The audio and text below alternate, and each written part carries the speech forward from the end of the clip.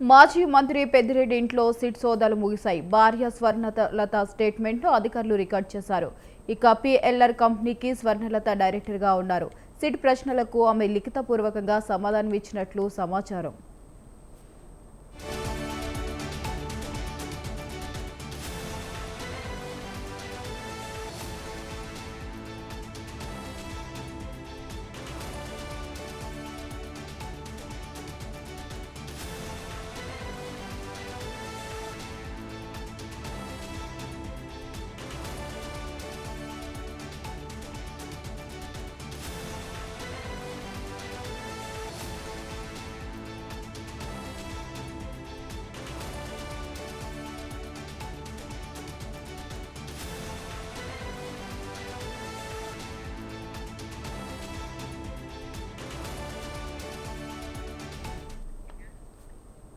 తెలంగాణలో కళ్యాణ లక్ష్మి పథకం దుర్వినియోగం అవుతుందనే ఆరోపణలు వస్తున్నాయి. ఇక పరిశీలనలో లోపాలతో కోటేశ్వర్లకు సైతం ఈ పథకం కింద నిధులు మంజూరవుతున్నాయి.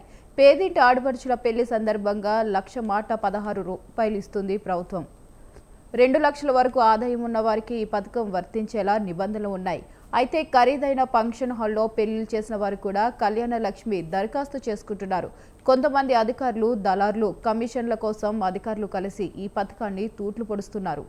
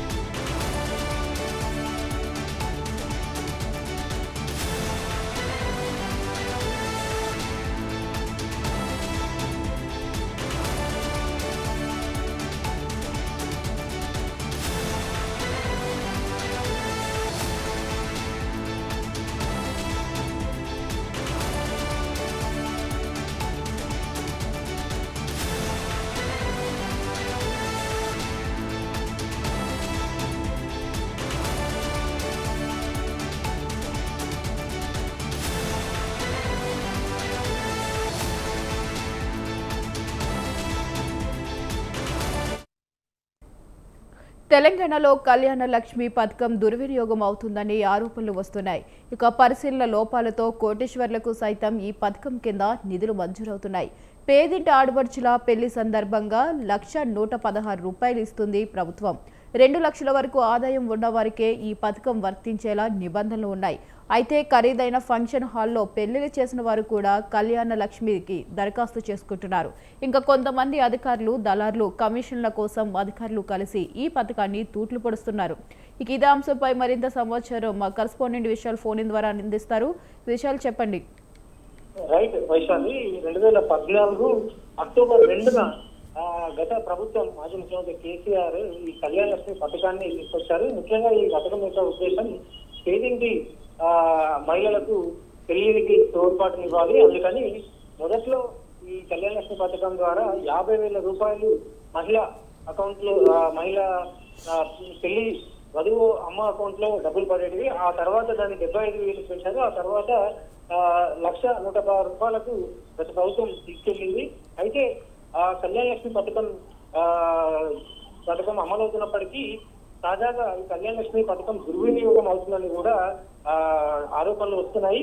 ముఖ్యంగా ఖరీదైన ఫంక్షన్ హాల్లో, హైదరాబాద్ లోని కొన్ని ఖరీదైన ఫంక్షన్ హాల్ అంటే 50 లక్షల విలువ చేసే ఫంక్షన్ హాల్లో సైతం పెళ్లిళ్ళు చేస్తూ మళ్ళీ 1,116 రూపాయల కోసం వీళ్ళు అప్లికేషన్ పెట్టుకుంటారు. ఆ అప్లికేషన్ అప్రూవల్ కోసం దళారులకు, అదేవిధంగా పరిశీలనకు వచ్చే అధికారులకు కమిషన్లు ఇస్తూ ఈ అప్రూవల్ తీసుకుంటున్నట్టుగా కూడా మన దృష్టికి వచ్చింది.